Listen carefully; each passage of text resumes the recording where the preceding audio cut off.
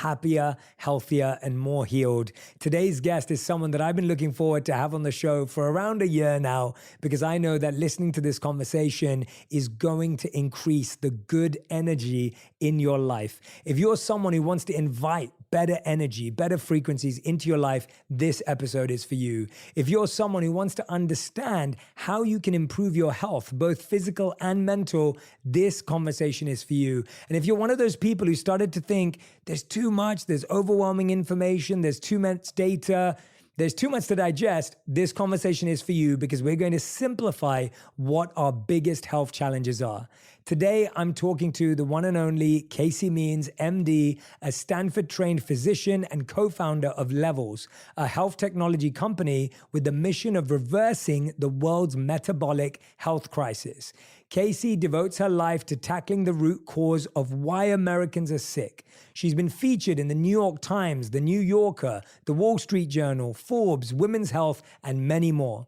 Today, we're talking about Casey's book, which is all about metabolic health, called Good Energy. If you don't have this book, you're going to want to read it as you hear this conversation. Go and grab your copy right now. Welcome to On Purpose, Casey Means. Casey, thank you so much for doing this. Thank you so much for having me, Jay. It's such a joy. As I said, I've been following your work for around a year, probably even more now. And I said to my team, I was like, I need to talk to Casey. I feel like she has insights that we need to understand. And I want to dive straight into it. You say this, you say, don't trust the doctors. You say, don't trust the science. And you say, don't even trust me. Who do we trust? The answer to that question is that we need to start trusting ourselves. We are living in an environment right now in the United States where chronic illness is rampant across our children, across adults, across the elderly. We know that something is not quite right. We're spending over $4 trillion on healthcare every year, and our population is getting sicker. We're getting heavier. We're getting more depressed. We're even becoming more infertile. Life expectancy is going down. And it seems that the more we do, the sicker we're actually getting. So my call to action for people is that we really need to start trusting ourselves. And what do I mean by that? We are living in a time where there is information, tools, and technology that exists that can give every single person the power to understand their bodies in ways that has never been possible throughout all of human history. There are technologies that let us see inside our bodies every single day, like wearables and biosensors and direct-to-consumer lab testing that can literally answer the question for us, am I healthy? What do I need to do differently to achieve optimal health? And it can sometimes sound scary to say, oh my gosh, I shouldn't trust the healthcare system, but we've produced miracles. But a key thing we need to understand is that a lot of the miracles that we think of when we think of the healthcare system, they are for acute issues. They are things historically like infectious disease and emergencies and traumas where that thing is going to kill you immediately. And when the healthcare system intervenes in that situation, it's miraculous. And when you look at the increase in life expectancy over the last 100 years, it is very much predicated on cures for acute issues, things like sanitation practices, emergency surgeries, antibiotics, and the like. But if you actually take those causes of death out of the equation, life expectancy hasn't actually changed that much in the past 100 years. Unfortunately, though, in the past 50 years or so, chronic conditions, these conditions that last for years and years and years, they have gone up exponentially. This is the things like cancer and heart disease and stroke and Alzheimer's dementia and depression and chronic pain that are just absolutely plaguing our country and are leading causes of death. And unfortunately, in the way our healthcare system is designed right now, as we actually spend more money and more effort on addressing and treating these conditions, the rates of these conditions are actually going up.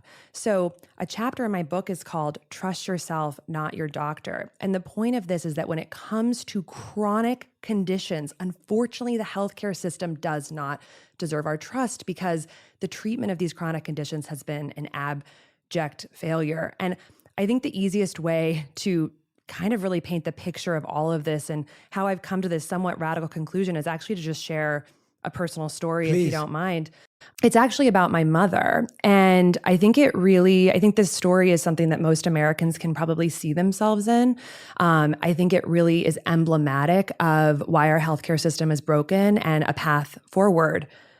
So my mother, her story really starts when she was about 40 and she had me, and I was actually a 12-pound baby. I was born very, very large, one of the largest babies the hospital had ever seen.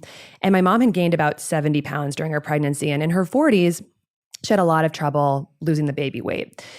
In her late 40s, she went through perimenopause, and menopause, it was very difficult for her. She had hot flashes, she had sleep symptoms. The doctor said there's very little we can do about this. She moves into her 50s, she starts to develop high cholesterol, high LDL. The doctor says this is very normal for people your age, gives her a statin, very common medication that's prescribed 200 million times per year in the United States.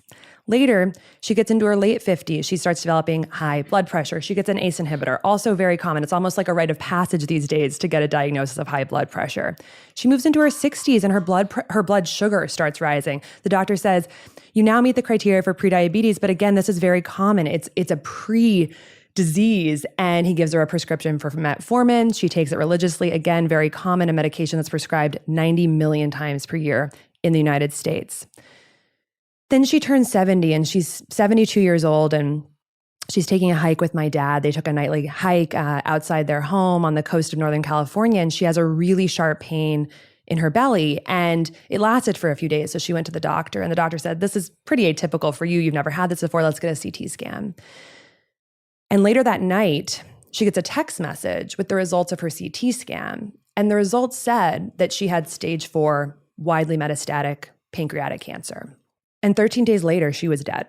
And this was almost 3 years ago to the day. And at the time of her death, she was seeing what people would arguably say are the best doctors in the country. She was getting executive physicals at Mayo Clinic. She was seeing doctors at Stanford and Palo Alto Medical Foundation. She was getting, quote unquote, the best care in the country. And they looked at my family when this happened and they said, we are so sorry. This is so unlucky. And the question I have is it really unlucky? And in our conventional paradigm, in our conventional healthcare system in the West, the system that I was trained in at Stanford Medical School, it does seem unlucky. The pancreatic cancer seems almost random. And she had all these things crop up, and, she was getting standard of care and actually excellent care. She was getting what the guidelines said, the medications, she was taking them. People were turning little knobs on her biomarkers. And then the cancer cropped up, and it just seemed so out of the blue. She was 72. And actually many doctors would have said she's healthy because she was on all her medications.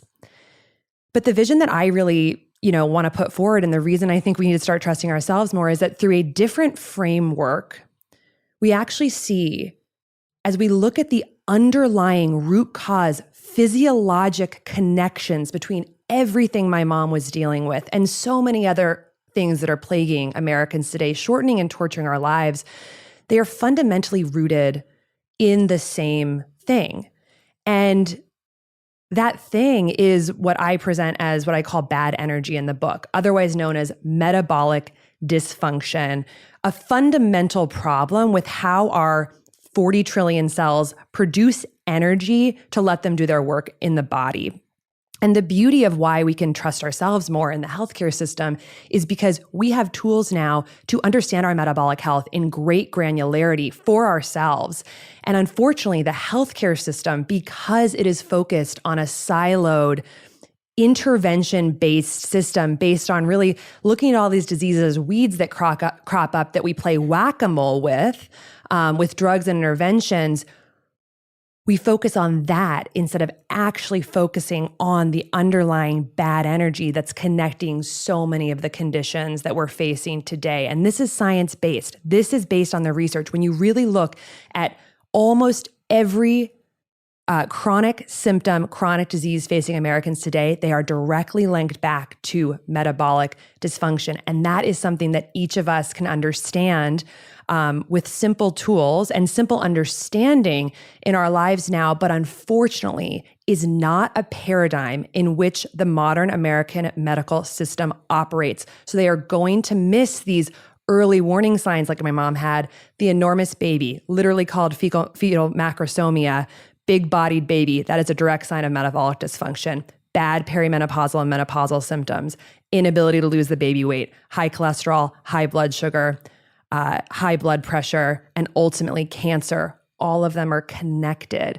So this is really a vision for healthcare about empowerment, about learning to understand your own body, about not waiting, unfortunately, for the monumental size of the healthcare system to turn the arrow, because right now, unfortunately, it's not incentivized to. And so it's really up to us to understand this core physiology of our own bodies and work to improve it. And it's actually so much simpler than people think. It's something that each of us can do, and it can really unleash that internal metabolic life force within ourselves to help us reach our highest purpose. Absolutely. Thank you so much for sharing that story too. I mean, hearing that, it's heartbreaking, because I assume you believe it's avoidable. I assume you believe, and what you're sharing here, the vision is that it didn't have to go that way. And I can imagine with what you know now and what you're sharing, that can be hard to deal with for anyone who's listening or watching right now who almost thinks it's gone too far. How much can what you're sharing help reverse certain impacts? I think one of the best ways that I can actually address that question, and the answer to the question is yes, so much of this is reversible, is to actually share a Taoist statement, which is that living beings are processes, not entities. So we have been very much, I think, in our honestly despiritualized Western culture, we look at the body as a thing that is separate from everything else in the world, and a thing that is static, and a thing that lives and dies. And the reality of the biology and the chemistry is that that's just could not be farther from the truth. We are a dynamic swirl of matter that's constantly giving and exchanging and taking matter and energy from the environment in a constant process. And the reason this is relevant to the reversal of chronic diseases is that every single day we get the opportunity through our choices to rebuild the next version of this process. And we literally eat 70 metric tons of food in our lifetime, 70 metric tons.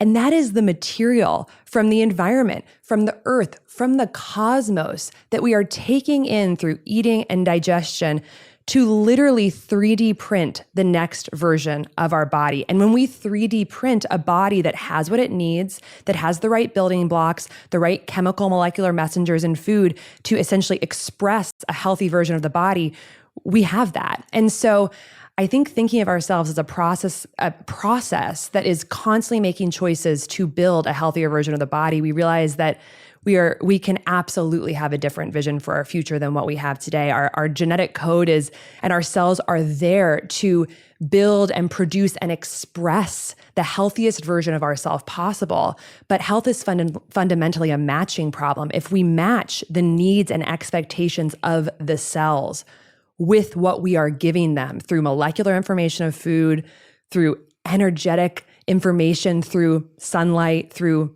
the words we expose ourselves to, through how we interact with those around us, and the physical signals of exercise and movement. If we give the cells what they're needing, we can express health. So the answer is absolutely yes. And when you look at the data, what you actually see is that many, many people who are learning about the science of metabolic health and ways that we can shape our diet and lifestyle to improve our health, what we find is that people are putting their type 2 diabetes into remission. People are slowing the rate of how quickly Alzheimer's is developing.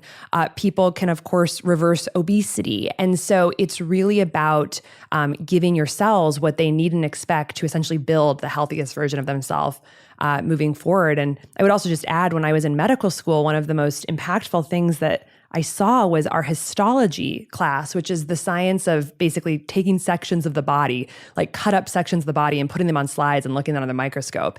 And what you find there is that this concept of like we live and then we die is actually so false. Because when you look at a tissue, a human tissue under the microscope, what you actually see is that in one piece of tissue, there are cells being born, there are cells dying, there are cells that are aging. It's all happening.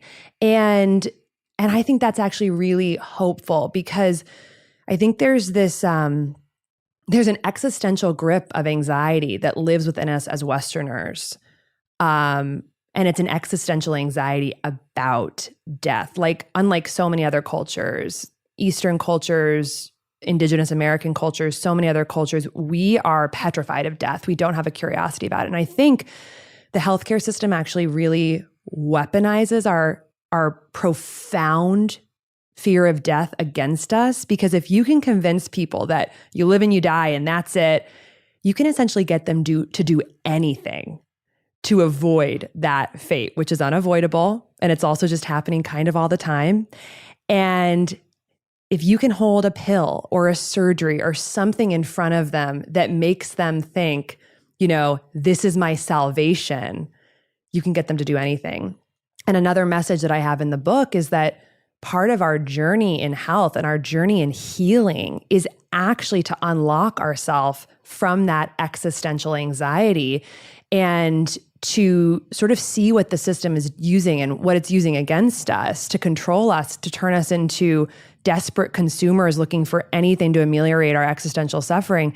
And when we rise above that and have curiosity with it, I think we actually make much better health decisions, because we realize that fundamentally, I think we are eternal, limitless processes in constant continuity with everything else in the universe. And I think, frankly, that's just the material reality of it. But I think there's also a spiritual dimension to it too that can help us really unlock our health from a sense of abundance rather than from fear. I mean, that's such a fascinating perspective, and obviously one that I so deeply feel connected to and aligned with, whether it's the philosophies of reincarnation or past lives, or whether it's karma, or whether it's even the simple understanding of, as energetic beings, we're constantly, as you're saying, a cell is in motion.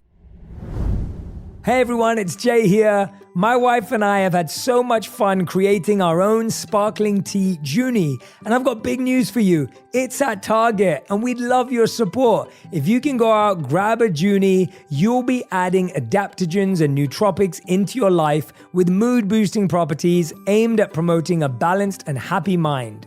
Through our commitment to our wellness journey and striving to fuel our bodies with the healthiest ingredients, it's been our purpose to make healthy choices accessible for all, which is why Junie is now on shelves at Target. So head to our store locator at drinkjunie.com and find Junie at a Target near you. For anyone who's listening and thinking, Jay, what is metabolic health? And how does it make sense in my daily life? Like, I think we've heard the term metabolism, and most of us think about it as like how quickly we burn energy. But it's like, what is metabolic health in a very simple way, and how can we make sense of it as someone who's not educated in the field? Yeah. Metabolic health is fundamentally how we convert food energy to cellular energy. So we have, again, like 40 trillion human cells, and every single one of those cells needs cellular energy to function. We have 40 trillion cells. Each of those cells is doing like trillions of chemical reactions every second. And all of those need to be paid for, and they need to be paid for with energy. And that's energy that we convert from food energy through our mitochondria to cellular energy, which is called ATP.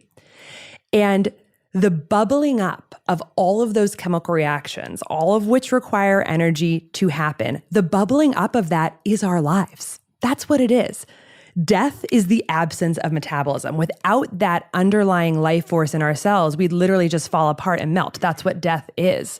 So anything that hurts our mitochondria, hurts our metabolic functioning, is like essentially inching closer to the grave. It's like being a little bit dead while we're alive. And unfortunately, right now, 93% of American adults are dealing with metabolic dysfunction. The modern world has changed so much in the past 100 years on every level.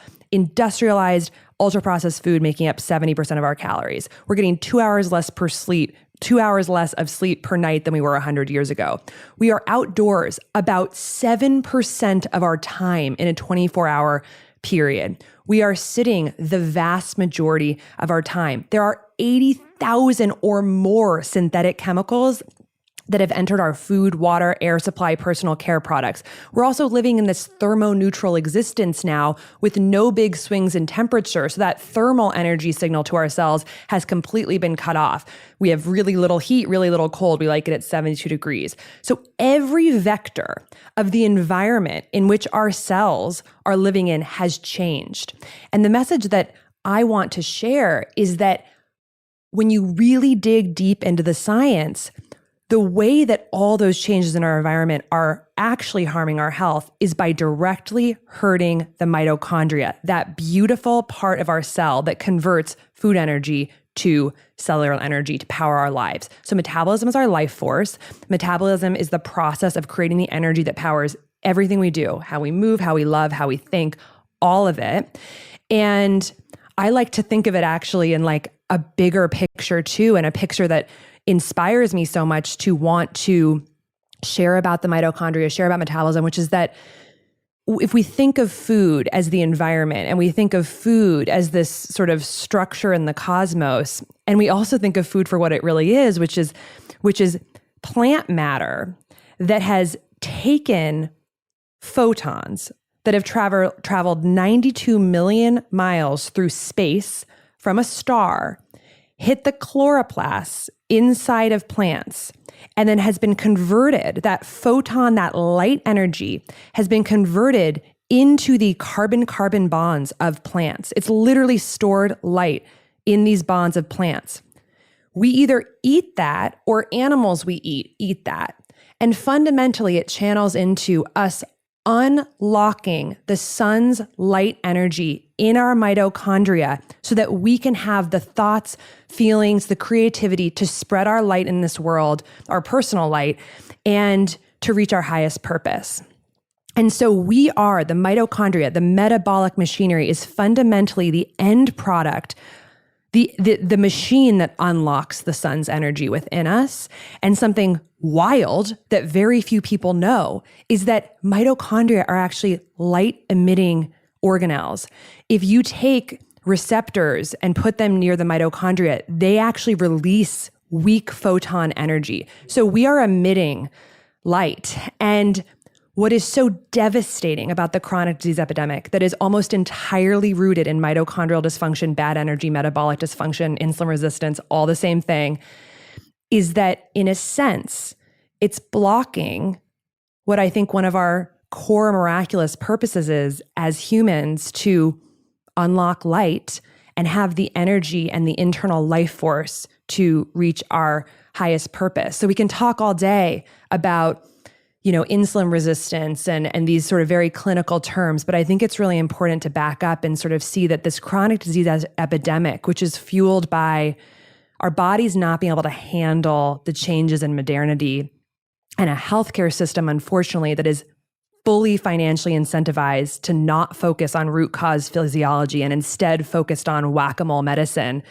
It's not only hurting us, making us have shorter lives, making us have sicker lives, it's actually stopping us from being converters of light. And I think the natural reaction when everyone hears that, going back to your earlier point, is that is so scary. Yeah. Because if I can't trust the system, if the food has changed, as you said it rightly has, our modern lives with sleep and social media and technology have taken over. And so I think fear becomes the natural reaction. And I don't think that anyone would be seen as weak for having that fear, because it feels like the most natural reaction and response to the state of affairs. And so when someone's feeling this and they're hearing this and they're thinking, I'm scared. I remember when I was working with a client, and something I do when I'm coaching clients is I make sure that we've had all their biomarkers tested. They're working with a holistic health coach. I don't believe that they should be working on their mental health in a silo. And some clients will say to me, they'll say, I don't want to know. Like, I don't want to know. And I'll ask them why. And they'll say, because I'm scared what I'm going to find out. And it's a really interesting part of our society, like you're saying, in the extreme case, that ultimately we're scared of death. But our fear of death makes us fearful of trying to live healthy because we don't even want to know that we might have an early stage of a chronic disease or a terminal illness. And so where do we start assessing and reconstructing our relationship with that fear and with that anxiety that comes with just, I don't know where to start?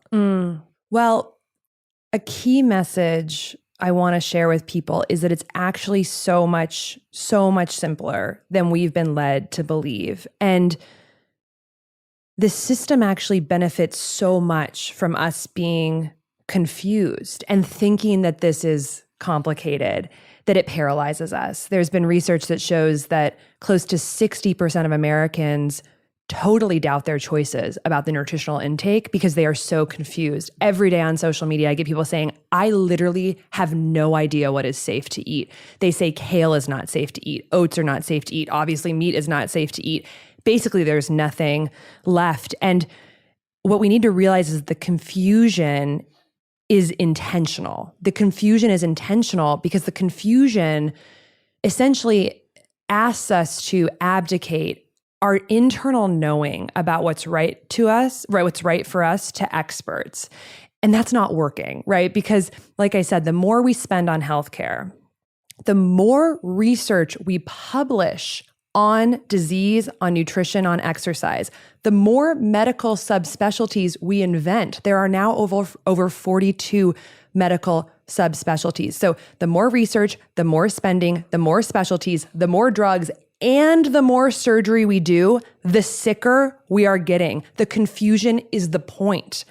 And so the more we're doing, the more confused we're getting. And meanwhile, we are being asked to essentially be divorced from our internal knowing and our common sense about what is right for us. If you sit down at a dinner table in front of a beautiful meal prepared with love, with people you love, and it's from the farmer's market, and it's freshly prepared, you know that is healthy. You know that is good for you. We are now being so confused that we sit down and we might see the kale and think, oh my God, but the oxalates, that might hurt me, and you get good sleep. You feel incredible the next day. You walk outside first thing in the morning instead of getting straight on your computer, you feel incredible. We actually know what is healthy, but we have been so put through the washing machine of the cult of evidence-based medicine and, trust the experts, trust the science, that we are so petrified to trust ourselves. All you need to do is look at the wild. There is no chronic disease epidemic or obesity epidemic amongst any other animal species in the world. And they have no experts, no research, no doctors, no chronic disease epidemics. And it's because there's an intuitive sense of what to do that we have been told to distrust. So I think there's two main things that people can do to really get back to understanding what their body is saying. So the first is free. It involves no wearables, no tech, no lab tests. It's literally just reorienting to realize that symptoms are a gift. Every symptom you're feeling is a signal from the body. It is a way of the body communicating with you to tell you that it needs something different. When the needs of the cells are met, we have health. And when we do not meet the needs of the cells, or we overburden them with toxins or things that they can't handle, we get illness. So we have been told to smash symptoms. If you have a headache, take an Advil. If you have indigestion, take an antacid. If your knee hurts, grab an anti-inflammatory medication. Migraine, it's all about killing symptoms instead of looking at them with curiosity. We really need to realize that all symptoms necessarily and fundamentally come from cellular dysfunction. They can't arise out of thin air. They are a result of cells not functioning properly. So when you have a symptom, you need to basically just ask yourself, what is my body trying to tell me? What is my body trying to tell me? And then realize that it's a pretty limited set of things that we can actually go to meet the needs of the cells. And One of the frameworks I love is to think of my 40 trillion cells as like my babies. They're like my children, and I'm the mother. Like the whole me is the mother, and the cells are all my little children, and together somehow they make up me. But babies can't speak to you with words, so they cry when they need something. And like any mother or father knows, you just will quickly run through your checklist if the baby's crying. Does it need a diaper change? Does it need milk? Does it need to sleep? Is the temperature off? You fix those things. You run through the checklist. It's not an infinite list. And then the crying stops. And the way that our cells are crying is through these chronic symptoms and diseases that we have. And the way that we approach the cells is through the simple things that we can do every day. It's how has the food been? Are we eating the most nutritious, unprocessed, real food that is organic and not covered in pesticides? Are we avoiding the unholy trinity of foods that crush our cellular function, sugar, refined ultra-processed grains, refined industrial seed oils? Food, got it. Okay, how's my food been? Sleep. Am I getting enough sleep? Am I getting enough quality, quantity, and consistency of sleep? Movement. Have I been moving? Have I been moving my body regular throughout the day, or have I been stuck in a chair yesterday, today, just planted and not moving my body? How's my stress? Have I been expressing good boundaries? Have I been controlling what I'm looking at on social media? Have I been letting lots of fear-inducing sensationalist media into my eyes? Have I gone to therapy this week? Have I been reading my sacred or inspirational texts that keep me grounded? Toxins. Have I been exposing myself to toxins? Have I been using, the synthetic air fresheners and putting all the scented lotions on my body and eating non-organic food and not filtering my water and being around a lot of air pollution? Take stock of that. So you look at really these 5 main controllable pillars of food, sleep, exercise, stress, toxins, and take stock, take honest stock. How are you treating your cells? And why are they crying with these symptoms? So number 1 is look at your symptoms as a gift. Start to interpret how your body is talking to you, how your cells are talking to you. Take honest stock of how you're living, and then change course. And I think many people will find that when you do that, you realize, oh my God, there's actually a lot of little things I could be doing. I need to get a good night's sleep. I need to drink some water. I need to have a nutritious meal. I need to take a few deep breaths. And a lot of things actually will get a lot better with that. The second piece is a little more technical. And this is hearing your body through tools and technology that's only been available to us for like the past 2 to 3 years. Incredible technology that can tell us more about our body and the inner workings of our cells than our doctors have ever even been able to know about us. So this includes things like wearables that can tell us about our heart rate variability, our step count, our heart rate, and our sleep. This is biosensors, which are brand new in our world and accessible for the first time ever. And right now, there's really only one main biosensor, which is called a continuous glucose monitor. There will be more in the future, but this can literally tell us an internal lab test of our body, show it to us on our phone, our glucose levels 24 hours a day, and tell us exactly how the foods we're eating and the way we're living and how we're sleeping is affecting this key metabolic biomarker. And then we now have direct-to-consumer lab testing where we can see like a hyper-granular picture of our metabolic health without even having to like beg our doctor for these tests. So you can really get a sense of whether your body is expressing bad energy and do that through a few clicks of buttons on the computer. So I would argue that it's actually the most exciting time to be alive. And I have nothing but optimism about the future of health for everyone, every single person living, because through the framework of seeing your symptoms as a gift and understanding the modern tools and technology that exists today and that we have access to, we have the potential to actually live the longest, happiest, most vibrant lives, I think, in human history. I'm glad you went in that direction. It's definitely uplifting and energizing. But going back to the first one, talking about killing the symptoms, I think you're spot on there. Like hearing you talk about that, I'm thinking how easy it is to reach for a painkiller, how easy it is to kill the symptom, as you said. What is actually happening when we take an Advil? Like, what actually happens? Oh, great question. So an Advil is what's called an NSAID, a non-steroidal anti-inflammatory medication.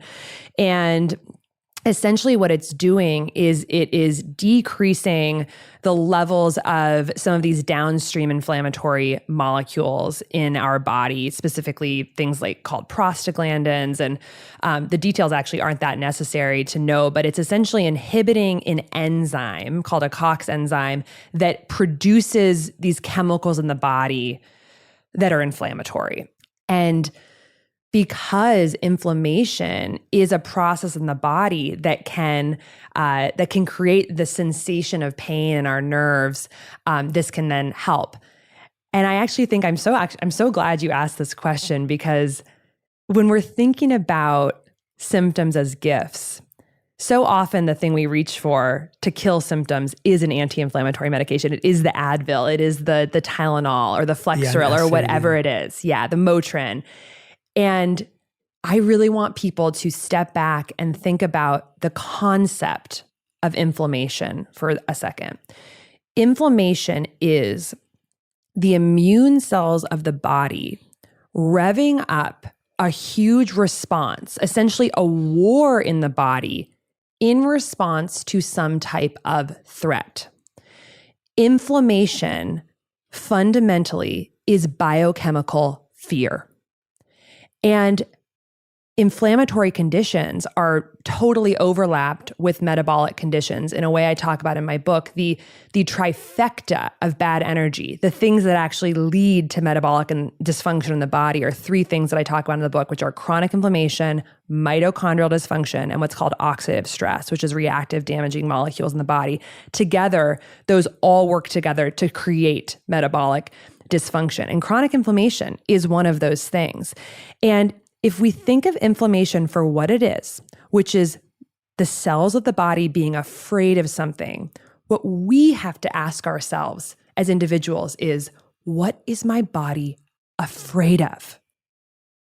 We have to be asking that question before we reach for the Advil, because we can often identify it very quickly. Maybe it's afraid of the fact that it's staring at war imagery on this device in your hand, like literally 10 hours a day, that we are literally having to internalize the suffering of 8 billion people through a device that we hold in our hands in our bed. We know that that imagery literally creates chronic inflammation in the body. You talked about this with Michelle Obama about how we're having to process what was it, terabytes of more suffering than people had to actually in one day than people had to process in their whole lifetimes. Mm-hmm. So that could maybe cause some chronic inflammation. But then going through the rest of the list, is the fear maybe the synthetic toxic glyphosate pesticide that's covering the food, the Cheerios that you're eating?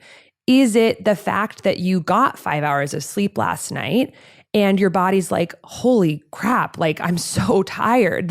What is wrong? What is going on? Is it the toxins in the environment? So if we think of inflammation as biochemical fear and we ask ourselves, why am I taking this anti-inflammatory medication? Instead of just asking myself, what is causing my body fear right now? It will lead us down such a more empowering path of truly, with compassion, giving the body what it needs to feel safe, as opposed to hitting this system that is trying to help us over the head with a hammer of medication that will not take the fear away. It will only numb the reaction the body is having to something very real. That's a fantastic answer. I'm so glad I asked it as well, because I think that's the challenge, right? It's become such a habit. It's become such a automated response to just reach for it. And what's even more worrying about it is this idea that we are disconnecting every time from our intuition, from our communication with our body, to communication with all the cells and what they're trying to say. And the more we disconnect, the harder it is to reconnect every single day when you're having that experience. And I feel like we've tried, as time has gone on, to treat our body like technology. So if my phone is glitching out, I'm not trying to deduce why that is. I'll just refresh the app. And I know if I shut off this app and I reset it and switch it on again, it's going to hopefully go back to normal. And so there's very little areas in our life these days that we ever try to consider the root of the issue, because we don't have to in so many areas anymore. What about antibiotics and our gut microbiome as well? Because I believe there's a connection there.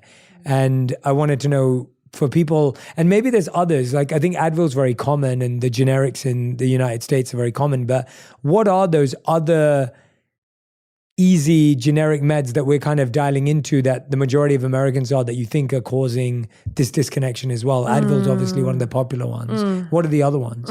Antibiotics came to my mind, but they may not be the ones. I'll be honest, managing money has always been something I've had to stay mindful about. It feels like everywhere you turn, someone's trying to make you spend. That's where Acorns comes in. Acorns is a financial wellness app that makes it easy to start saving and investing for your future. You don't need to be an expert. Acorns will recommend a diversified portfolio that matches you and your money goals. You don't need to be rich. Acorns lets you get started with the spare money you've got right now, even if all you've got is spare change. Sign up now and join the over 13 million all-time customers who have already saved and invested over $22 billion with Acorns. Plus, Acorns will boost your new account with a $20 bonus investment. Offer available at acorns.com/purpose. That's acorns.com/PURPOSE to get your $20 bonus investment today. Paid non-client endorsement. Compensation provides incentive to positively promote Acorns. Tier 6 compensation provided. Investment involves risk. Acorns Advisors LLC, an SEC registered investment advisor. View important disclosures at acorns.com/purpose. I'm Cheryl Swoops, WNBA champ, 3-time Olympian, and Basketball Hall of Famer. I'm a mom and I'm a woman. I'm Tarika Foster Brasby, journalist, sports reporter, basketball analyst, a wife, and I'm also a woman. And on our new podcast, we're talking about the real obstacles women face day to day. See, athlete or not, we all know it takes a lot as women to be at the top of our game. We want to share those stories about balancing work and relationships, motherhood, career shifts. You know, just all the shit we go through. Because no matter who you are, there are levels to what we experience as women. And T and I, well, we have no problem going there. Listen to Levels to This with Cheryl Swoops and Tarika Foster Brasby, an iHeart Women's sports production in partnership with Deep Blue Sports and Entertainment. You can find us on the iHeartRadio app, Apple Podcasts, or wherever you get your podcasts. Hey y'all, Nimini here.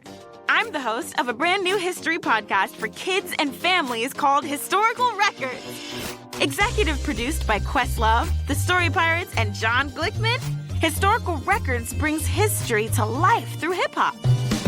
Smash, slam, another one gone. Bash, bam, another one gone. The crack of the bat and another one gone. The tip of the cap, cause another one gone. Each episode is about a different inspiring figure from history. Like this one about Claudette Colvin, a 15-year-old girl in Alabama who refused to give up her seat on the city bus 9 whole months before Rosa Parks did the same thing. Check it. And if you get with me, did you know, I wouldn't give up my seat.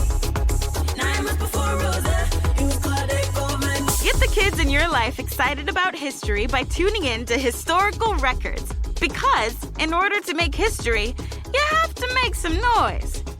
Listen to Historical Records on the iHeartRadio app, Apple Podcasts, or wherever you get your podcasts. In a sense, I would argue that almost every medication that we're prescribing for chronic conditions is representing this disconnect that we're having right now. And I'm not anti-medication, but it's the framework that we have. It's the framework that we have that's causing the problem, and that actually feeds straight into the pharmaceutical companies' bottom lines, but not necessarily into the bottom line of human thriving.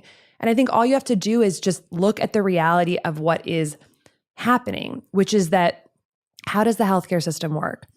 If you have depression, you see a psychiatrist and you get an SSRI. If you have polycystic ovarian syndrome, you see the OBGYN and you either get clomiphene or birth control pills. If you have high cholesterol, you see the cardiologist, you get a statin. If you have high blood pressure, you see the cardiologist, you get an ACE inhibitor. If you have obesity, you see the obesity specialist, you get Wegovy. It goes on and on and on. If you have diabetes, you see the endocrinologist, you get metformin. And so the thing that people need to internalize is that in that system, the more of those drugs we're prescribing for those symptoms, the rates of all those conditions are increasing as we prescribe those medications. This is the definition of unsustainability. This is the definition of, at a societal level, this approach not working. Absolutely, for individuals, some of those medications will help them. There's no question. There are people I know who have depression who got on SSRI and they felt a lot better and it gave them the motivation they needed to make the other changes. But because these drugs do not actually affect the physiology that leads to the disease, they just manage the downstream manifestation of the physiology in a symptom-specific way. They don't actually help us solve the real problem. And in every one of those cases, we know that dietary and lifestyle interventions, which actually get at the trifecta of bad energy, which actually quell those issues and meet the needs of the cell, that in many cases, those work as well or better than the medication themselves. There is good research in Cochrane Reviews, which is an organization that does huge meta-analyses of research that shows that simply exercising 150 minutes per week is equivalent to an SSRI for the treatment of depression. And instead of having a 20+% side effect profile of SSRIs, there's a less than 2% side effect profile with exercise, which is also kind of amusing to think about, that the side effect profile is like, feeling sore, right? Yeah. But it's not like something like gaining a bunch of weight or losing your libido, like what you might have with an SSRI. So there are different approaches for these things that actually would not only get at those diseases, but also ease the physiology that's leading to these other things. And I think it's both empowering and scary to realize that a lot of the smaller, annoying symptoms that we deal with when we're younger, like the PCOS, which is the leading cause of infertility in the United States. So many people, I'm sure this is happening in your friend group too, like so many people are dealing with infertility and getting IVF, erectile dysfunction, gout, migraine, chronic pain, depression, anxiety. These sort of annoying but non-lethal symptoms they often can be the warning signs of that physiology happening that will become louder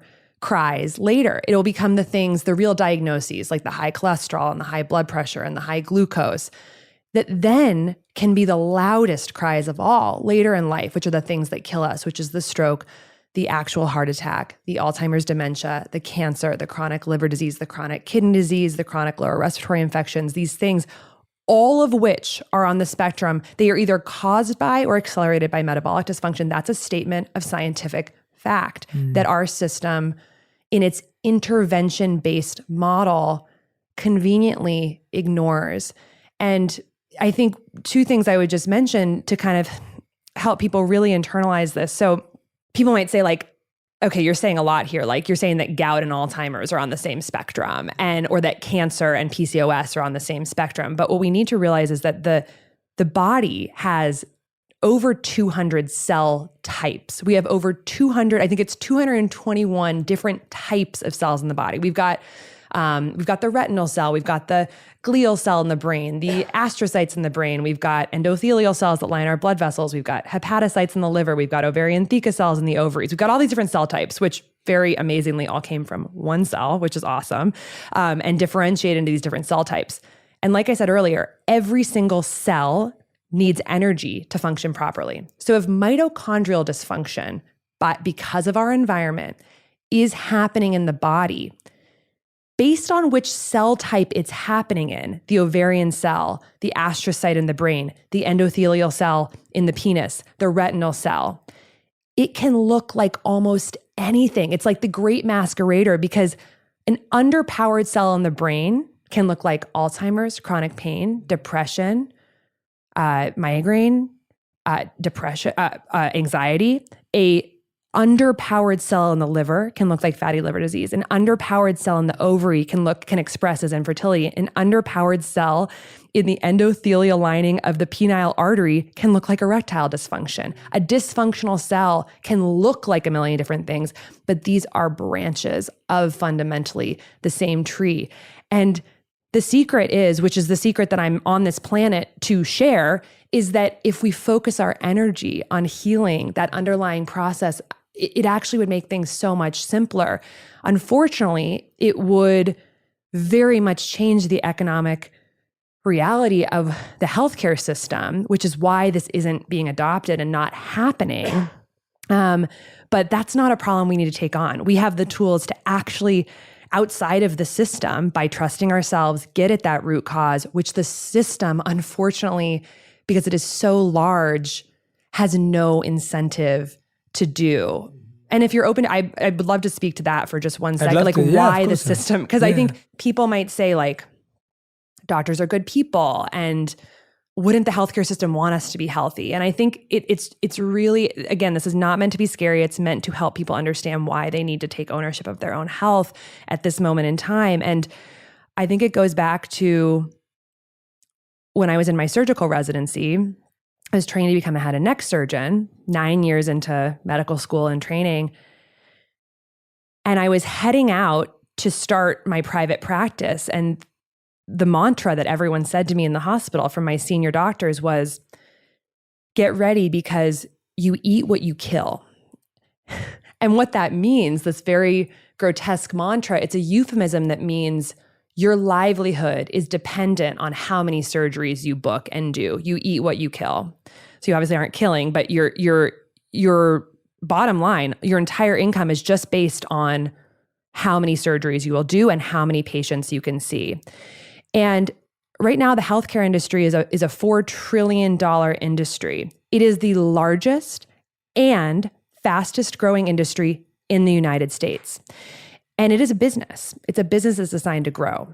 And based on the way that healthcare is financed right now, which is that we make money when we have more people in the system for a longer period of time, having more things done to them, chronic disease is the ultimate cash cow for our system. There is literally no financial incentive to get a chronically ill patient out of the system, which is why it's wild. Acute illnesses are no longer like those, they're in and out, right? But a chronic disease, and especially a chronic disease that starts in childhood, which is now what we're seeing so much more, the most lucrative thing for the largest industry and the fastest growing industry in the United States is a chronically ill child, which we are seeing those rates go up monumentally. 30% of young adults now have prediabetes. This was a disease that no pediatrician in their entire career would see 75 years ago. 20% of kids have fatty liver disease. This was a disease we only used to see in older alcoholics. It's now the leading cause of liver transplants. You know, kids, of course, are dealing with monumental mental health and behavioral crises. The thing to note, though, here is that I know probably at this point hundreds of doctors that I've worked with, and there's not a single bad person I've ever really met in medicine. Like every single person I know who went through all this training, they all went into the system to help people. They all went into the system to do good work and to cure and had the best intentions.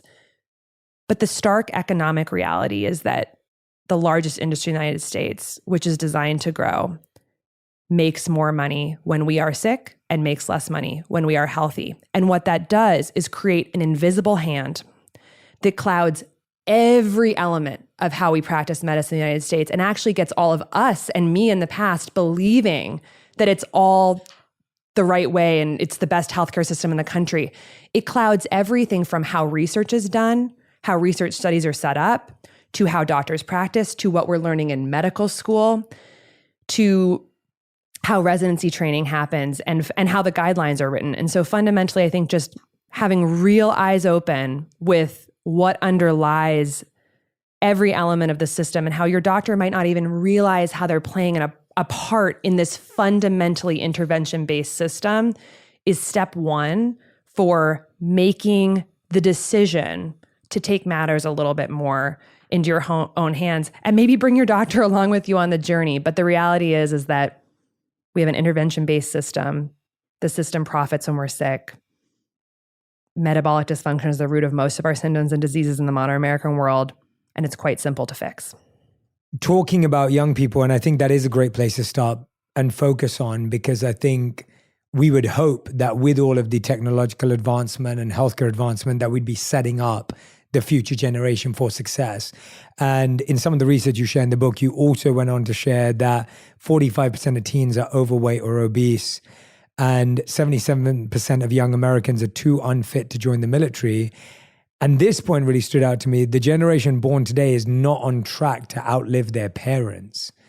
And that is a clear sign that there's an issue, because with all the other advancement, that should be clear that we should be able to outlive the previous generations.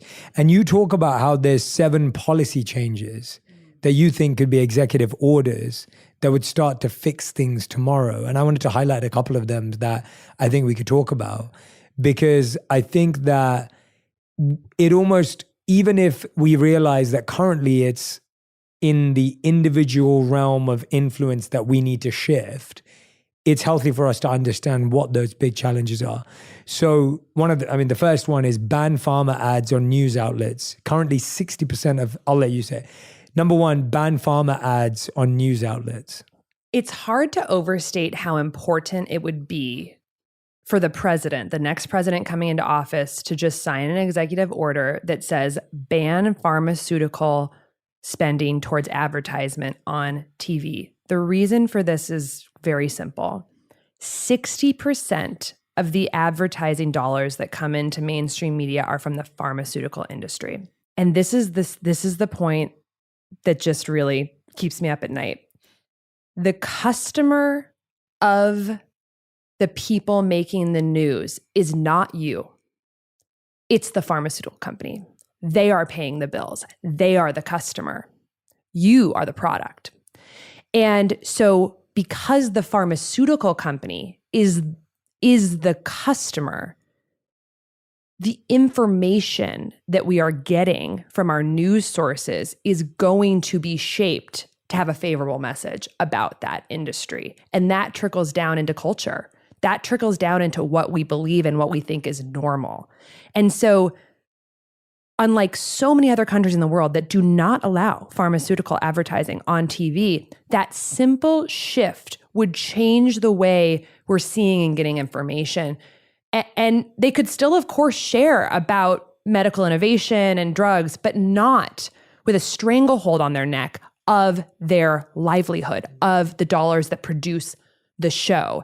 And I think a fascinating thing that you notice in culture recently is that independent media, so people like you, people like Joe Rogan, Barry Weiss, people who have independent platforms, what are those platforms talking about? Foundational health. They were the ones during COVID who are talking about the things we can do to increase the resilience of the body. And they are listened to by way more people than the mainstream media. But what's coming out on the mainstream media that's funded by pharma is a very pro-pharma message. Very little curiosity about what types of dietary and lifestyle strategies could improve our biologic resilience against things like a virus or otherwise. So it's fascinating to see how independent media is focusing on empowering health message, and tens of millions of people are flocking to it. And it is, in many cases, I mean, you look at Joe Rogan and others, like just being absolutely demonized and called all sorts of names. And then you look at mainstream media and it's one message every day, all the time, which is that salvation comes outside of us. Salvation comes in an injection. Salvation comes in a pill. And it's actually anti-science to think that the little things you might dilly-daddle with, like be out in the sunshine or sleep or eat healthy food, could actually help you. That's the message we're getting. And that's because the customer is one of the largest industries in the entire world. Yeah. I mean, when I moved to the States, I was absolutely shocked at the advertising. And I don't really watch TV, but when I was looking at some of the ads, it was almost a parody. Like I was like, this has to be a parody. Like this has to be satire. This can't be real, because how can you talk about all the benefits and then when you walk through all of the side effects and all of the potential consequences, may cause death, may cause this, may cause that. And I'm like, this has to be a joke. Like this can't be serious. Like Ryan Reynolds must be at the end of this advert and it must be something funny. Like it can't be real. And it's fascinating to me that it is real and that it has been gotten away with for this long. I wonder, have you ever looked at how, and again, I'm not expecting you to know this, I'm just intrigued by it, but have you ever looked at if that happens? So if we ban pharma ads on news outlets and those 60% of ad spots disappear or reappear with opportunities, have you looked at how that would affect the economy? I'm just fascinated by what a dent it would have on the GDP and the economy and all of that, because I wonder the cost that they're weighing up in their heads, if based on everything else you've said. There will have to be a economic adjustment if and when we hopefully adopt a good energy framework for the future of healthcare. Because right now there's a devil's bargain happening between over $10 trillion of industry, the $4 trillion of healthcare, sick care, and the $6+ trillion of processed food and industrial agriculture, which are a revolving door of financial support to each other. You create people who are addicted to ultra-processed foods that take them to their bliss point. They start eating themselves to death. They become customers for the healthcare system. And then the healthcare system does nothing to actually change the root cause of what's hurting them. And they go back to being, going straight to the food. And the chemicals associated with industrial agriculture, the ultra-processed food industry that's creating all this frankenfood in the healthcare industry are in a devil's bargain that all are keeping humans sick. And so, yes, I think that if we really radically reimagined what it would look like to turn the arrow of humanity in a better direction, it's going to change a lot of these economics. But what I'm really hopeful about is that there's so many incredible companies that are aligning profit with health. Absolutely. That's totally possible. Yes. And one of the reasons that I co-founded Levels Health, which is a company that allows access for people to these continuous glucose monitors that help them understand exactly how the foods they're eating are affecting their own metabolic health in real time, is because it's an example of a company that, as we add more value to people in understanding their health and their own bodies, that's good for the company. Absolutely. And you see this across so many things. You've got the incredible sleep companies happening. You've got 8 Sleep. You've got really incredible food brands that are cropping up, focus on regenerative, good soil and low glycemic and no artificial chemicals. You've got meditation apps like Calm. You've got so many things cropping up. And I think it's just going to have to be a reimagination of what the economics of this look like. And I will say, like, there have been efforts to try to shift the healthcare system towards a model that aligns human health with profit. You may recall that under President Obama, there was the Affordable Care Act, and there was this effort to create what was called value-based care. And value, the definition of value is, it's an equation that is outcomes over cost. You want good outcomes for the lowest cost. That would be a high value intervention. And so the way they set this up, which is amazing, like, because right now it's fee for service. You get paid as a doctor for what you do. That would have you get paid for adding value, which is better outcomes over lower cost. And there's nothing higher value in healthcare than eating real, unprocessed organic food. That's just the reality. If people eat real food, healthcare costs plummet and do all the other things, sleep and move, et cetera. So this is actually, it's an unfortunate story that ends poorly, but there was an effort to move towards value-based care where doctors would actually get paid significantly more by Medicaid and reimbursed more for their work if they provided good outcomes over low cost. This program got corrupted by the pharmaceutical industry. Because when I look at good outcomes as a doctor, good outcomes for health, I'm thinking about one thing and one thing only, which is, are the cells of this person in front of me functioning better? Are they functioning properly? Is there a functional cellular biology happening inside this patient? Because if that's the case, they will not have symptoms or disease. Unfortunately, quality in this program was defined by things like medication adherence. So the outcome was actually co-opted to be actually how many of the patients on the doctor's panel were on the appropriate long-term medical therapy. So for instance, for asthma, I remember one of the quality metrics that a doctor could report on was what percentage of their patients with a diagnosis of asthma were on long-term albuterol therapy. So quality got called basically like adherence to drug regimens, as opposed to what quality really is in health, which is a body that is functioning properly. And all doctors and all people need to realize that a body on medication is that's not the outcome we want. We want a body that is healed, cells that have healed and that actually become functional. And my mom is literally the definition of this problem, where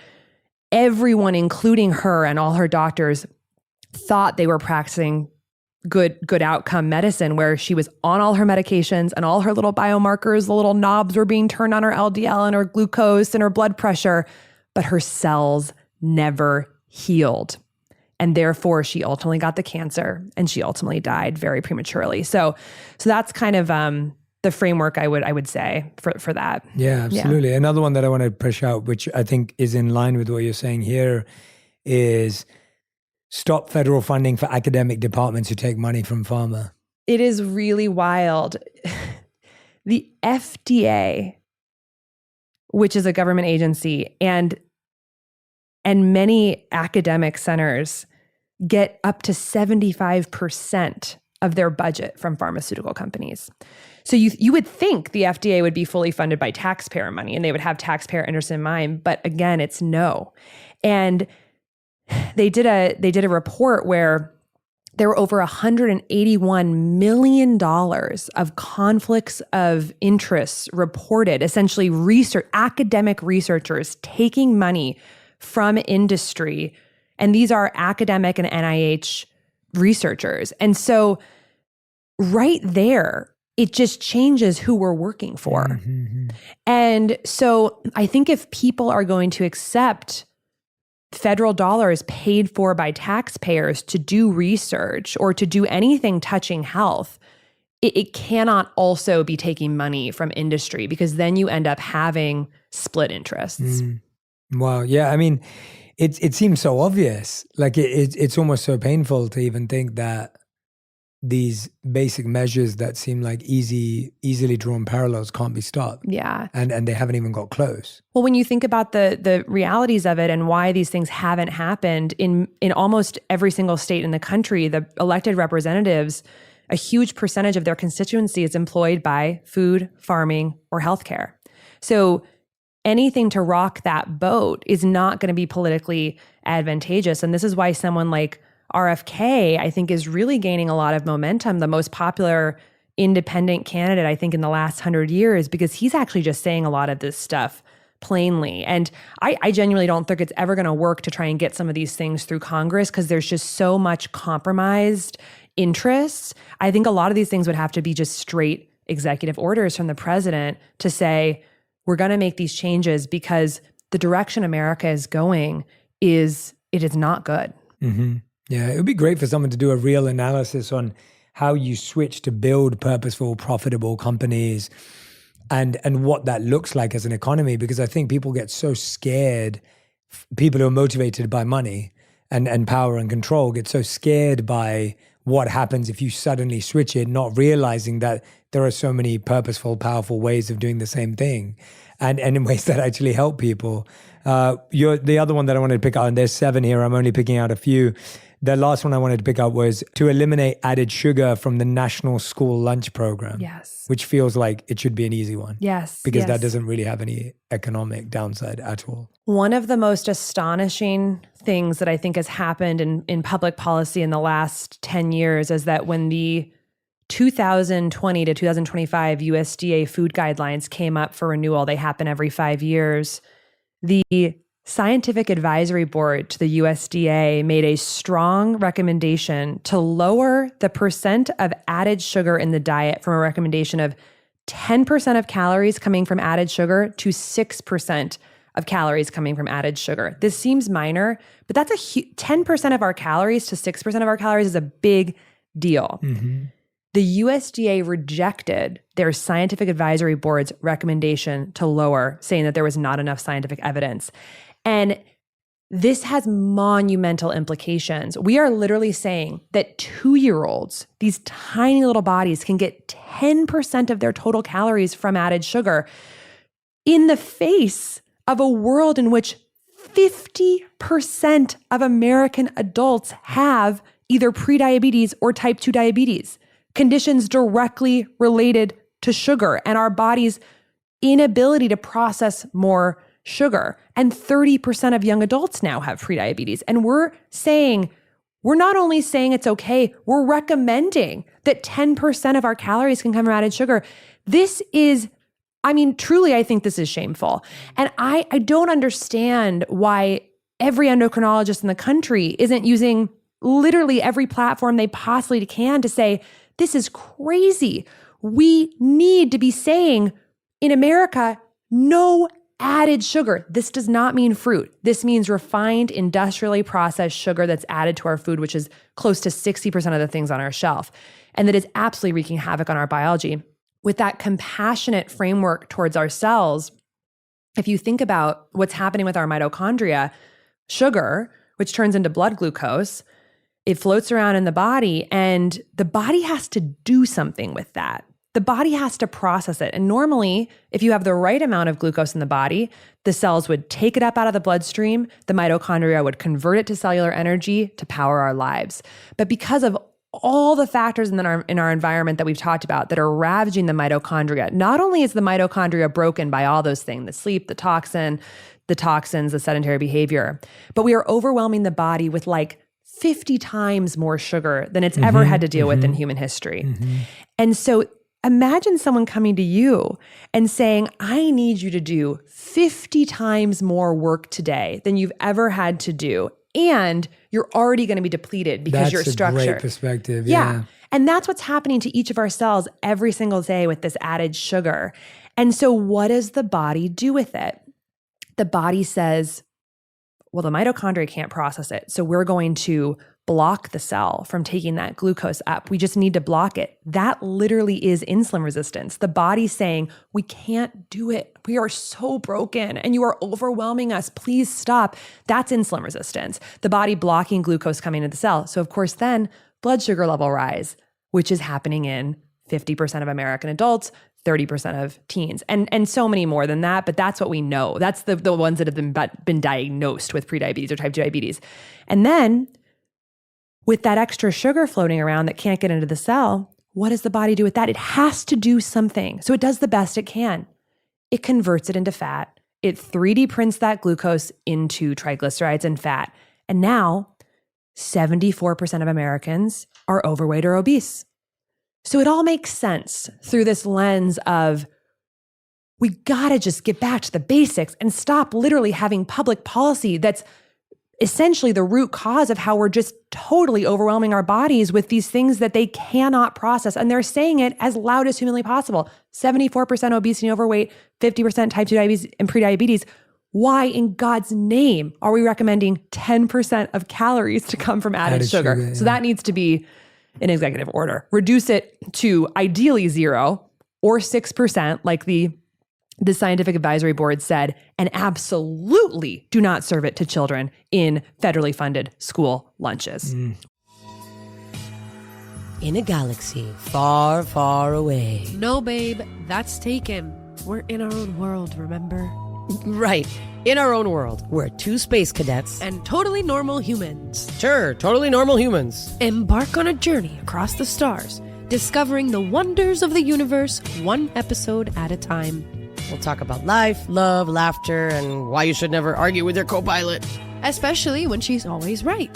Right. And if we hit turbulence, just blame it on Mercury retrograde. Or Emily's questionable space piloting skills. Hey, join us on In Our Own World, for cosmic conversations, stellar laughs, And super corny dad jokes. listen to In Our Own World as a part of the My Cultura podcast network, available on the iHeartRadio app, Apple Podcasts, or wherever you get your podcasts. And don't worry, we promise to avoid any black holes. Most of the time. Hey friends, I'm Jessica Capshaw. And this is Camilla Luddington. And we have a new podcast, Call It What It Is. You may know us from Graceland Memorial, but did you know that we are actually besties in real life?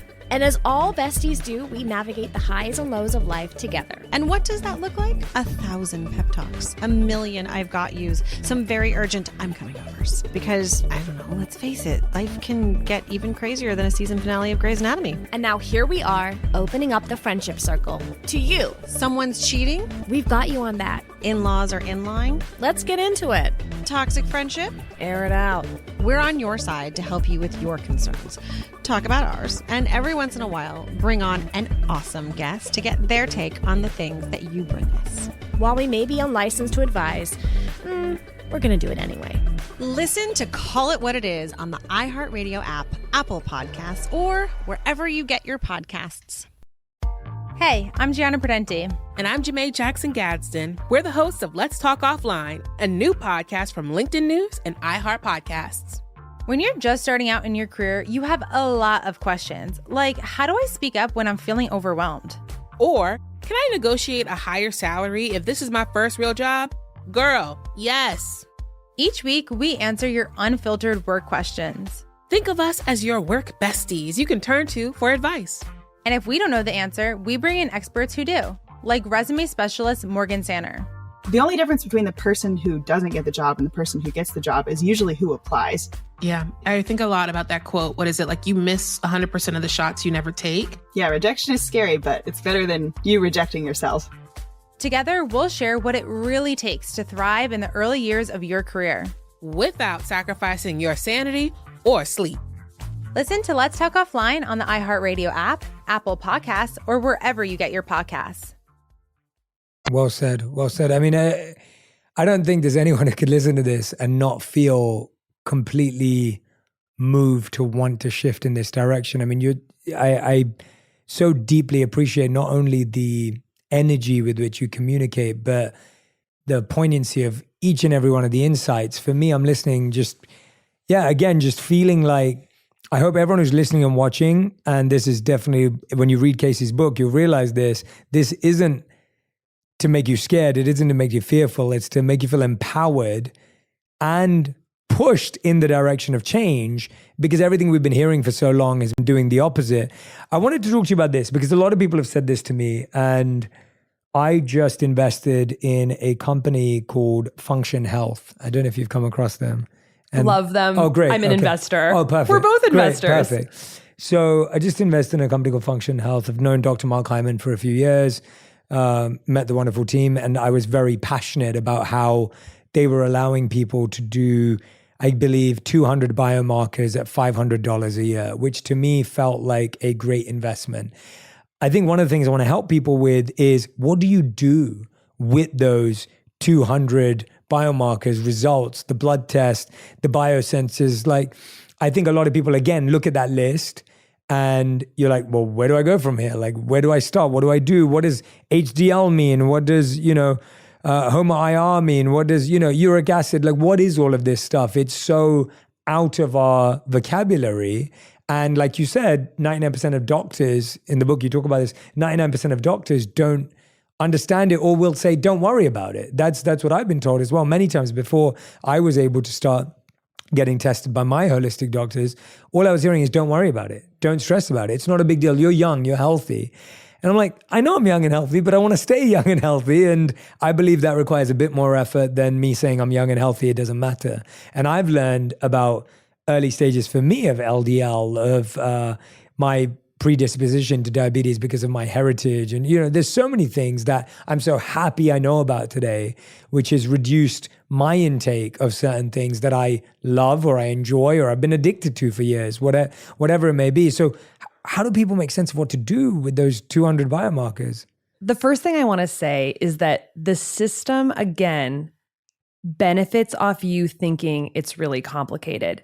It is not that complicated. Everything I learned about how to interpret lab testing, I learned after medical school. I learned it doing my own research. And I think that every American adult is totally capable of understanding their basic biomarkers. And in fact, we must. And so what I would say is start simple and start free. Every year, if you go to the doctor, they're going to order a very basic set of tests that usually involves a cholesterol panel and a fasting glucose test. They're going to take your blood sugar, your blood pressure as well. So a lot of people might be asking, how do I figure out if I have good energy or bad energy? And it's very simple. You start with 5 essentially free biomarkers: fasting glucose, triglycerides, HDL cholesterol, waist circumference, and blood pressure. They generally come standard on a physical. And if you have a fasting glucose less than 100 milligrams per deciliter, an HDL cholesterol above 40 for men or 50 for women, triglycerides less than 150 milligrams per deciliter, a blood pressure less than 130/85, and a waist circumference less than 35 for women or 40 for men, and you're not on medication, you, by our standard criteria, fit the category of essentially having good energy. That is essentially saying you are metabolically healthy. Shockingly, people who meet all 5 of those criteria not on medication currently comprise less than 6.8% of American adults. 93.2% of American adults, based on the most recent research, have at least one of those metabolic biomarkers off or not in the optimal range. So that's just step 1, is just know where you stand. And you can literally log into your electronic health record right now and get a tape measure for your waist and figure out those things. And I think a simple way, I'll just simply say kind of what those tests mean. So fasting glucose, like I mentioned, if that's rising in the blood, it's a symbol that deep inside your cells, the mitochondria are overwhelmed. The mitochondria are overwhelmed from all the lifestyle things we talked about that are under our control, and they are saying we cannot process any more of this into energy, therefore we are blocking it from coming into the cell, therefore it rises in the bloodstream. That's why fasting glucose matters. It is a sign that deep inside the belly of your cell, the cell is overwhelmed and is blocking the entry, so it's rising in the blood. Triglycerides are totally related to that, because when that glucose is high and has nowhere to go and isn't being converted in that miraculous cosmic process to human energy, it converts to fat, so it can be stored, because the body does not want the blood sugar to be super high. High blood sugar is a problem in lots of ways. It sticks to things and causes dysfunction. It causes inflammation. So the body converts it to fat and stores it within cells or in fat cells. So that's what triglyceride means. Triglycerides is basically saying there is, again, damage within the cell. The cell is overburdened and we are becoming metabolically dysfunctional, so we have to print fat to take care of this excess that we can't process. HDL is a helpful part of the cholesterol family, high-density lipoprotein cholesterol. It's a type of cholesterol lipoprotein, so a molecule that floats around in the blood that actually takes cholesterol from the arteries back to the liver to be processed and excreted. So it's a way of taking cholesterol from where it could be causing problems in the blood vessels and putting it back to the liver. And unfortunately, when the liver becomes dysfunctional because of the way we're living today and becomes filled with fat, do what I just spoke about with triglycerides, this process of creating the right amount of HDL gets dysfunctional and we start to see HDL decline, and that's a problem. So HDL is quote unquote good cholesterol, and when it's low, that basically means that we can't pull the damaging cholesterol from the blood vessels back to the liver. So simply put, that's a lot of what you need to know about metabolic biomarkers. There are so many more, but and then waist circumference, that one's kind of interesting because it's really a proxy metric, waist circumference, for how much fat is around your internal organs. This is a type of fat that we're hearing about more and more called visceral fat. There's 3 types of fat. Subcutaneous fat, which is the fat you can see. It's the fat that, we kind of try to get rid of because we don't look as good in a bathing suit. It's actually not the fat that's going to kill us. This fat, it's not going to kill us. Then there's visceral fat, which is the fat that is around our organs that makes the organs dysfunctional. And then there's intracellular fat, which is literally fat that's built up inside the cell that causes massive dysfunction. Visceral fat and intracellular fat are the two types of fat that are going to shorten your life. And those are both driven by insulin resistance, that process that we talked about that is fundamentally rooted in mitochondrial dysfunction. So the waist circumference is just a way of basically telling you how much fat is around my organs and therefore how insulin resistant might I be. And then the last one is the fifth one that I spoke about, which is blood pressure. And blood pressure, again, it roots right back to glucose and insulin and metabolism. As our insulin levels in the body rise, and they rise, again, just let's make it really simple. The cell, the mitochondria is broken. It's not working properly. It can't process the glucose. It creates insulin resistance because insulin is the hormone that's secreted to help glucose get into the cell. But if there's an insulin block, essentially the insulin can't do that job and glucose rises in the blood. But the body's like, oh no, the glucose is rising. We need to actually secrete more insulin to drive glucose into the cell, which of course adds more burden to the mitochondria. So insulin levels rise. Well, when insulin levels rise as a compensatory mechanism for this mitochondrial dysfunction and the rising glucose levels, another impact it has is to block nitric oxide production. And nitric oxide is the chemical in the blood that dilates our blood vessels and keeps our blood pressure under control. So hopefully it's a little complex, but those 5 things all link back to the exact same thing, which is mitochondrial dysfunction, which is caused by the lifestyle pillars we talked about. So just to summarize, those 5 simple tests that usually come on every annual physical are the best place to start. Understand where you stand on those compared to the ranges I mentioned, and that will give you a sense of where you are. And then it's really implementing the basic dietary and lifestyle strategies to give your body what it needs so we can free up the strain on the mitochondria and bring those things down. They will all start coming back in a normal range as you free up the mitochondria to do better work, which we do through our daily choices. Just quickly speaking to Function Health, that is like the next level. And that is, if it's something that's accessible to you, I recommend every single person in the world do this if they can, because it's over 100 biomarkers, like you said, for less than $500, less than the copay that you would pay at the doctor's office for like 10 labs. And what that will do is actually give you a hyper granular picture of what's going on inside your body and your metabolism. And I mentioned that there are 3 hallmarks of bad energy. There's chronic inflammation, there's oxidative stress, and there's mitochondrial dysfunction.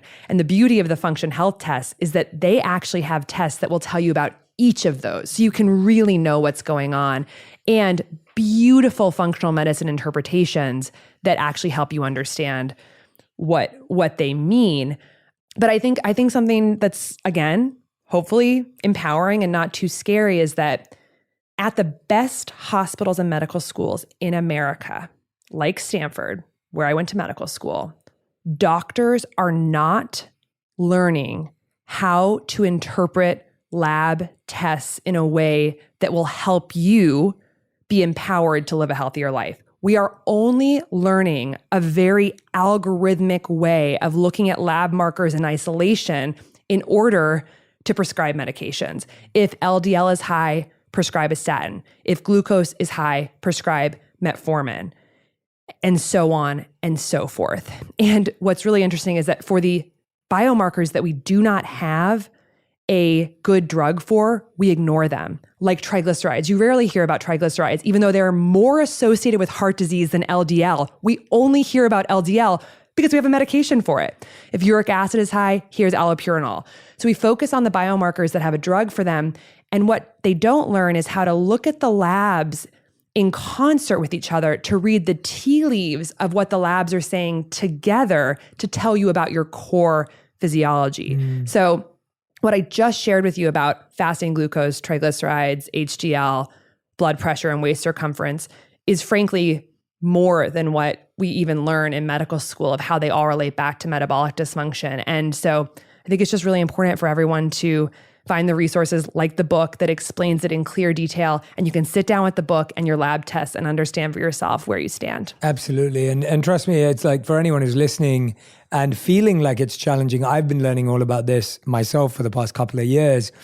And while I could never explain it as well as Casey does, or even begin to try and understand it as deeply as you do, I've noticed how some of these very simple lifestyle changes have shown me big changes in how I feel. And I wanted to focus on some of those with you that you break down.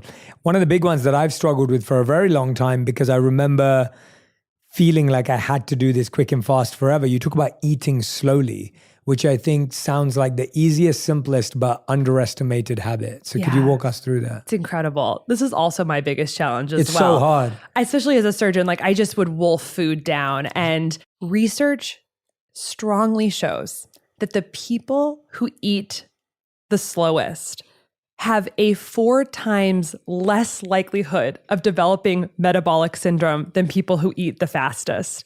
So literally, this has nothing to do with what you're eating. It's how you're eating. So this should be very empowering for people, because it's like, even if you don't want to change the actual food, change the speed at which you're eating. And that does change everything. The average American family is eating fewer than 3 meals per week at a table with the family. Like this has become so normal now that we don't eat with other people. We eat in our cars. We eat while we're walking. We eat on the go. And I think just the key message here is that the more you can invest in sitting down at a table and eating slowly and mindfully, it's literally going to have a profound impact on your core metabolic health. Another simple one I think we underestimate is walking. When I saw these studies that you sent through in the research, I was mind blown that simple act of walking could make such a difference. Yeah. There's been research in some of the best journals in the world, like the Journal of the American Medical Association, JAMA, one of the top 5 journals in the world, that shows that simply walking 7,000 or more steps per day can literally slash our risk of premature mortality, depression, cancer, diabetes, obesity, and heart disease. And the studies, they vary a little bit. Some say above 7,000 steps, some say between 8 and 12,000 steps. But the point is that is really key is that steps, it's not just about the steps. Steps are a proxy metric for how much we are moving our body throughout the day. And there's been all these headlines like sitting is the new smoking, but I think it's really important to understand why. Our biology, our cellular biology is actually totally different if we are in motion more time throughout the day, even if it's something super low grade like walking, compared to if we sit all day and then just work out for an hour or 2 hours at night. The reason for this comes right back to the inside of the cell. So in order to take blood sugar out of the bloodstream and use it, have the mitochondria turn it to energy, you actually have to move these channels, these glucose channels from the inside of the cell to the cell membrane. And one of the stimuluses for that moving of the glucose channel from inside the cell to the membrane is insulin. But another signal for that is movement. It's muscle contraction. So as we contract our muscles, we are basically constantly pushing these glucose channels to the cell membrane to take up the glucose and process it through the mitochondria. We're stimulating the mitochondria to do work, which they love to do. They want to have a push to do work, and they want to then get the glucose in to process it. So a body that's getting up every 20, 30 minutes and walking for just a minute or two, or doing a couple air squats, or doing a couple kettlebell swings, or doing a push-up or two, is constitutively keeping the glucose channels at the membrane and keeping the mitochondria active, versus a person who sits all day at their desk job and then works out for an hour at the end of the day. Sure, they're going to get that benefit of pushing those glucose channels to the membrane, of stimulating the mitochondria, but the whole rest of the day, they weren't. That's fundamentally a different biologic reality in both those bodies. So this is a yes and. Yes, do your workout, do your Peloton and your HIIT workout or whatever it is.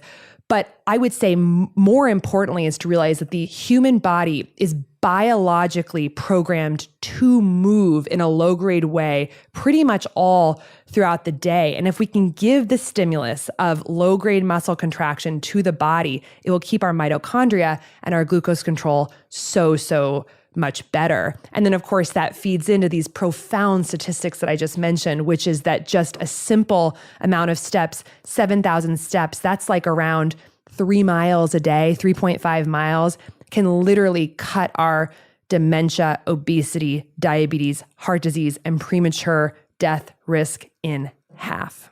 Yeah, no, it was one of the biggest things. When I was wearing my glucose monitor, I found that walking after a meal was the best one for lowering my the spike. And I found that every time I walked after eating, there would be no spike. Like, it was as simple as that. And it wasn't a long walk. It wasn't 3 miles after. It was just, as you said, a couple of minutes just to walk around, just to get that mitochondria moving. So I've definitely seen it as well. And it was so empowering. And just to give people a double dose of this, stats from Casey's book, 50% lower dementia risk, 50 to 70% lower risk of premature death, 44% lower risk of getting type 2 diabetes, 31% or more lower risk of obesity. These are high numbers, like, of reduction. Imagine if this was a pill. Yeah. It would be front page news everywhere. New drug lowers Alzheimer's risk by 50%. But it's walking, and it makes us feel so good too when we move our bodies. Everyone feels better when they've walked more. So it's not just the walking, it's expressing our instinctual nature as animals and as humans, as the only bipedal animal. It's expressing that, it's honoring that miracle of our ability to move by doing it, and we need to. Absolutely. One of the other ones that stood out to me that I loved was reduce social jet lag. I love this one. Yeah, I had not heard of this concept of social jet lag until I wrote the book, but it's fascinating. So social jet lag gets at sleep consistency, which is one of the 3 very important aspects of sleep that we often forget. So there's sleep quality, there's sleep quantity, and there's sleep consistency. Quality is basically how deep are we sleeping? Are we having awakenings during the night from something like light or noise in the room or sleep apnea? Sleep quantity is self-evident. It's, are we getting enough sleep? And what seems to be the optimal amount for metabolic health is between 7 and 8 hours per night. But the third is sleep consistency. So this is, are we going to bed and getting up at consistent times day to day? This is another one, like slow eating, that I have really struggled with in the past. And social jet lag is a measure of consistency. So what we do is we look at the days of the week, and you can split it between like maybe days that you're working and days that you have more leisure time.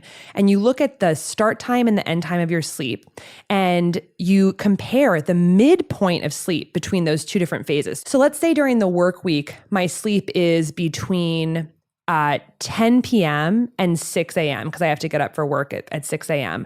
The midpoint of my sleep would be 2 a.m. And then on the weekends, I stay up a little later and I sleep from, let's say, 12 a.m. to 8 a.m. The midpoint of my sleep is 4 a.m. So the difference in those midpoints, 2 a.m. and 4 a.m., is 2 hours. And research has shown that social jet lag of 2 hours or more between different nights of the week confers a doubling of the risk of metabolic syndrome, type 2 diabetes, than if that is a shorter window. So if we're actually, wow. It's huge. Oh my it's gosh. huge. So that's sleep consistency.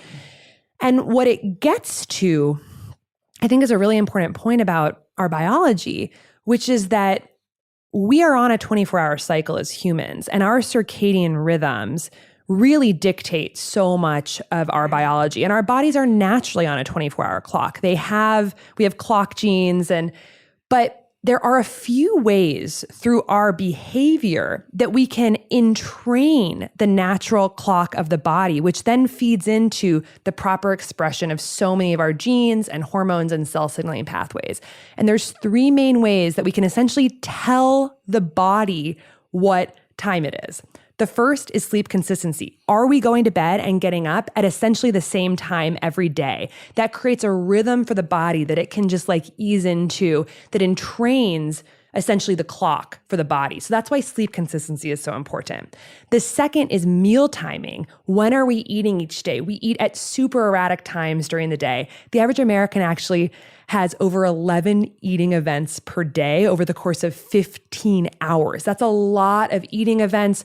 So the body that's expecting maybe more regular times and definitely eating before dark is now getting food all the time, totally confuses our clock. The third is when we view light. So this is probably one of the most important ones, which is if we, our body doesn't know if it's dark or light outside, if it's day or night. Our cells don't have eyeballs. And so we have to tell the body what time it is by exposing it to literal photons. The photons go through our eye, go through the vitreous fluid in the eye. They hit our retinal cells that transmit an electrical action potential to our suprachiasmatic nucleus, which then translates into essentially telling our body it's morning. That's how it happens. And so it is really our responsibility to show our retina cells direct photon energy. Doesn't mean staring straight at the sun. It means just being outdoors without a window or sunglasses and just being outdoors. And that is a signal that entrains our 24-hour clock saying, hey, it's morning. So just to summarize here, circadian rhythm is absolutely critical for our metabolic health because so many of our metabolic genes, signaling pathways, and hormones are on a 24-hour rhythm.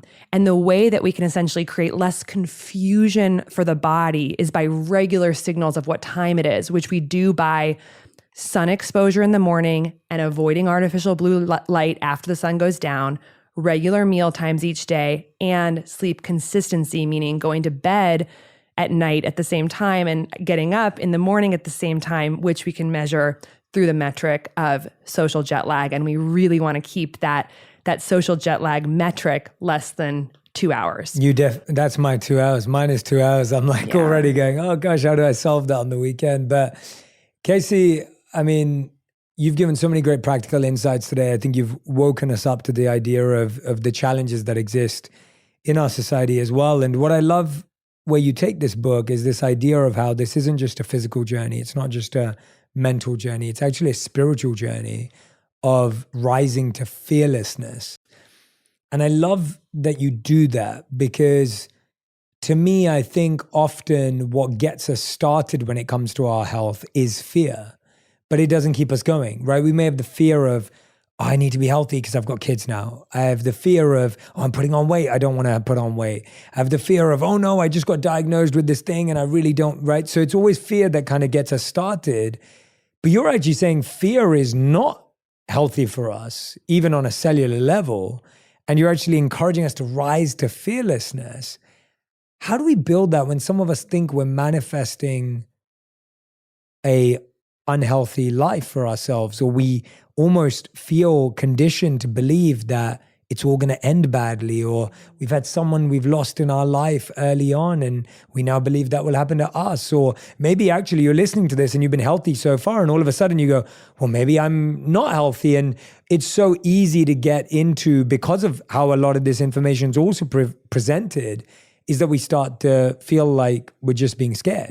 How do we rise into fearlessness? I'm a big believer that the best health arises when our cells are living in an ecosystem that feels safe and believes in abundance and is fundamentally rooted in joy and awe. Because our cells hear every single thing that we're thinking through our hormones and through our neurotransmitters. They know if there's a threat and they know if there's something to be afraid of. So I think it's one of our greatest jobs as humans to create an environment, just like we would for a baby, of a sense of safety. And I think a lot of people might say, oh my gosh, that sounds impossible. The world is crazy right now. But this might, sound dark, but I actually think, again, it's like a very hopeful message. Like, the reality is that we are all going to die. That is unavoidable. That is the only thing we can be certain of. And so living in constant fear just doesn't really make sense. Like living with curiosity and awe and appreciation and actually really diving down that spiritual journey of exploring what this life and this whole death thing really means, like, to me, that leads us to this sense of starting to really realize that, like, fundamentally we are part of this eternal, infinite, limitless cosmos. We are not separate from it. We are totally connected. And that's like super awe-inspiring. And if our health journey can be rooted in that, rooted in the sheer miraculousness of us being alive at this moment, of us having consciousness, of the statistical near impossibility of being here, and wanting to honor that. And I think that's where all really good choices come from. In many spiritual frameworks, we talk about attachment as the root of suffering. Being attached to things being a certain way is the root of suffering. And it's interesting as this plays into sort of our American culture. Like, we think about what is one form of attachment is cravings. Like, cravings are a form of attachment. We want something. We have this insatiable desire for something specific and we want to eat it. But what so many spiritual traditions throughout history have told us is that, nothing in the material world can actually reduce our suffering except connecting essentially with source, with God. And that's my framework. That's what I do believe that. And so some might say, well, if that's the perspective, that just connecting with God and connecting with source and spirit, whatever you want to call it, and channeling sort of the divine within us that we are a part of and totally interconnected with, then why do we have to do all this healthy stuff? Like, why do we have to like eat healthy and this and that? And I think it comes down to the fact that as we make the healthy choices, as we eat the healthy food, as we get the sleep, as we move our bodies, we are creating the form of the body, the structure of the body that I think has an easier time connecting with source. And resonates, yeah. If we are essentially channeling that source energy, and duality is the root of the suffering. Duality is that we were part of the spirit world and we came into this body and we forgot that we are part of that. We forgot that we are pure love. We forgot that we are a piece of God. If the forgetting is from that duality when we were born, and the purpose of getting back to essentially bliss is remembering, I personally think it is easier to remember when we have a body that is really functioning properly. And so my spiritual journey is rooted in the choices every day that build this radio tower. I am the radio tower, the sensor to try to connect with that.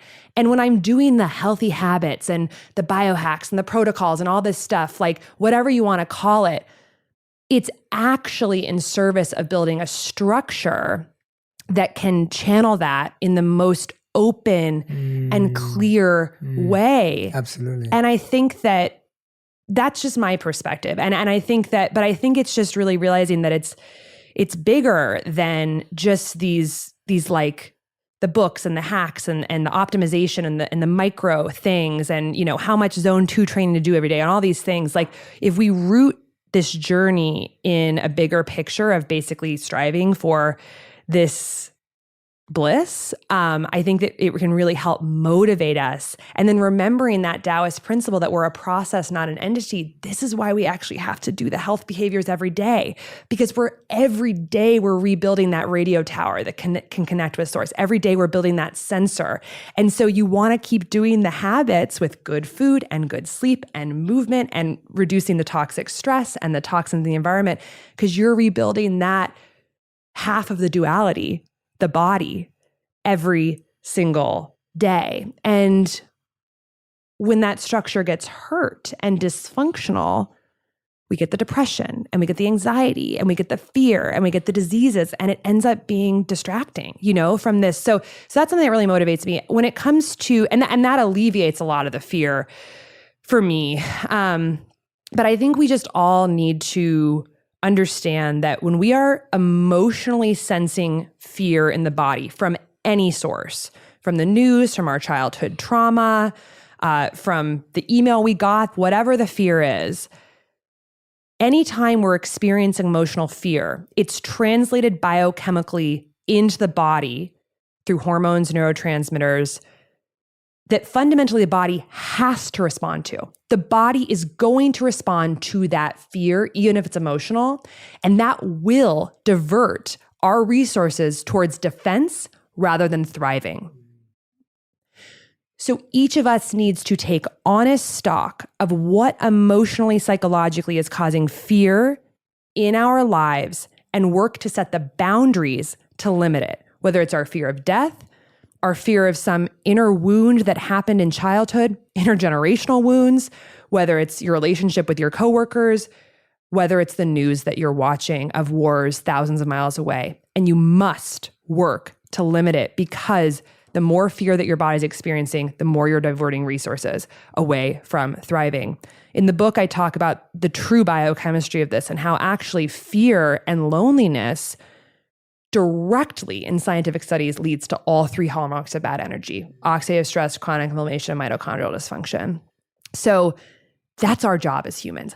Our job is to overcome the fear. We want to have healthy fear. We don't want to walk across the street without looking. We want to have healthy, acute fear. We do not want to have chronic fear. And the world we're living in wants us to be afraid, profits off of us being afraid, because afraid people are going to hide. They're going to be quiet. They're going to look for salvation outside of themselves in industry, and they are certainly going to buy any product that they think is going to alleviate that fear. So it's our job to take stock of that and do the work to create a sense of safety for all those cells inside our body. Casey, thank you so much. It's been such a joy talking to you today. And I hope that everyone who's been listening grabs a copy of Good Energy, The Surprising Connection Between Metabolism and Limitless Health.